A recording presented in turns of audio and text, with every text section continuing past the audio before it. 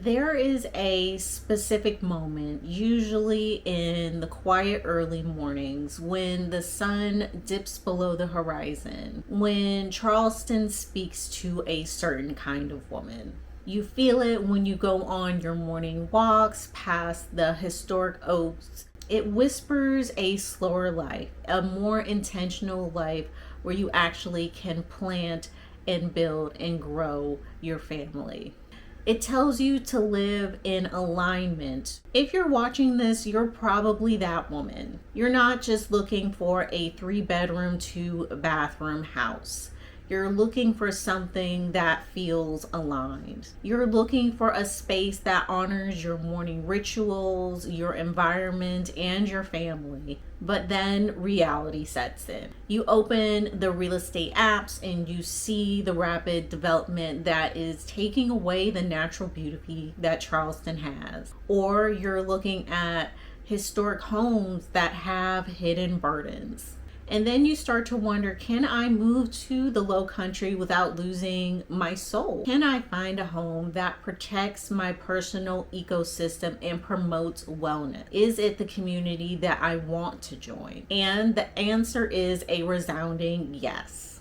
But instead of looking at real estate as a transaction, you need to look at it as a conscious stewardship. And I will talk more about that here. To live consciously in Charleston, you have to live with the language of the land. You have to realize Charleston is a hyper-local sensitive ecosystem. This ecosystem is defined by heat, air, water, and humidity. When you shop for a home anywhere else, you might look for solar panels or smart technology, but Charleston is different. True sustainability means resilience. It means a home that understands the heavy humidity, the coastal tides, and the more than warm summers. Think about it this way. Charleston is incredibly lush because of the moisture. But inside of the home, moisture can create unwanted health effects. If you're someone who prioritizes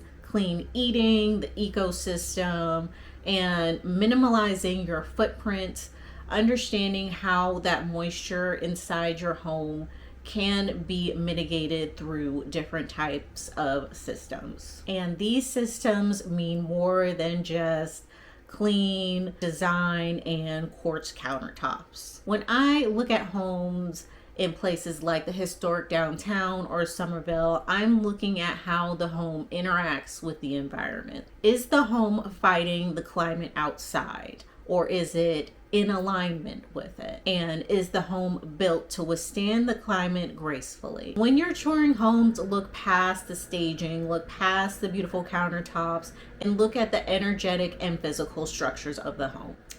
In our climate here in the Lowcountry, the home needs to breathe without letting that dampness and moisture in. For homes that offer entire home dehumidification devices, or the energy recovery ventilator, or ERV. This ensures the air you breathe is free of moisture, preventing mold and spores. A conscious, eco-friendly home keeps the inside of your home cool without producing a massive footprint. Ask about high performance, non-toxic insulation. Ask about insulation that is built to NGBS green certification standards. This means that your home maintains its coolness naturally without leaving a large footprint. Next, run your hand along the home surfaces.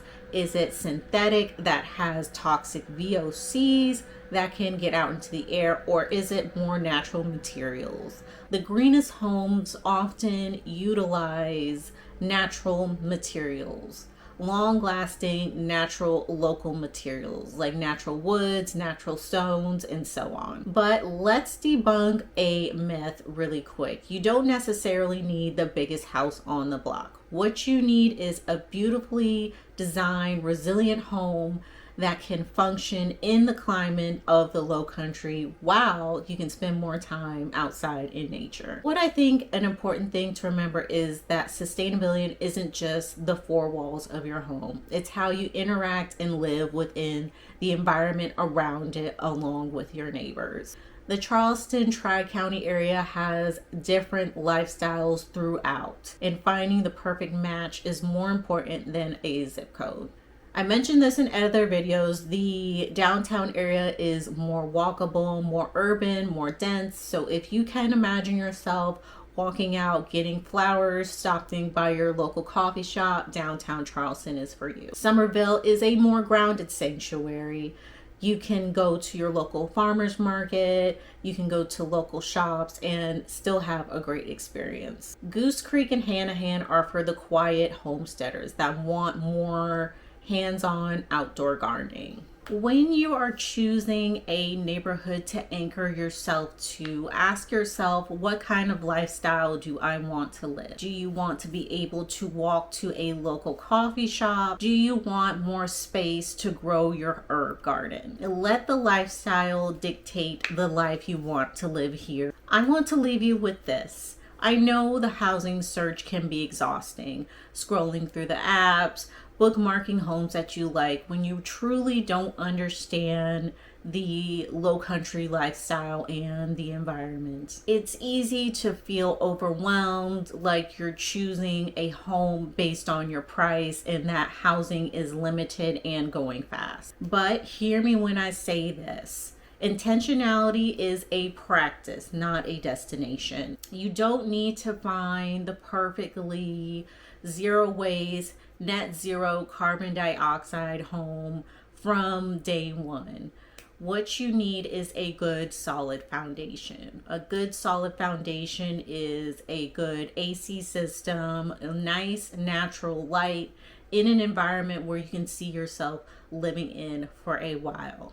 And until you get to the point of where that home meets your standards of being eco-friendly, you can just build it up. For example, painting with zero VOC paints, planting natural plants in your front yard for the pollinators, and truly enjoying and connecting with your local neighbors. And I want you to remember this because I know it's all over the internet, but you belong here. Your desire to live in the Lowcountry in a meaningful, sustainable way is exactly what this community needs. And if you're ready to start your journey here in Charleston, comment below CHS and I will send you a copy of my free relocation guide. Also drop a comment below. Tell me, how would your dream eco-friendly conscious life look like in Charleston when you move here?